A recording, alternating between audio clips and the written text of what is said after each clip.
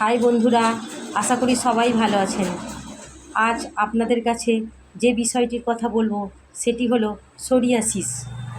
বহু পুরনো এবং নতুন সোরিয়াসিসের একটি চমৎকার মেডিসিনের কথা আজ আপনাদের শেয়ার করতে চলেছি, যেটি ত্বকের মাপড়ি ওঠা কমাবে, ত্বকের লালচে ভাব দূর করবে, ত্বকের চুলকানি এবং জ্বলনকে নিয়ন্ত্রণ করবে বা বারবার বা পুনরায় ফিরে আসা সোরিয়াসিসের হাত থেকে আপনাদের রক্ষা করবে।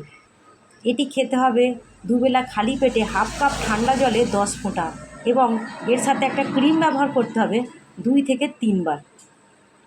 মেডিসিনটি হলো সোরিয়াফিড নামে পরিচিত,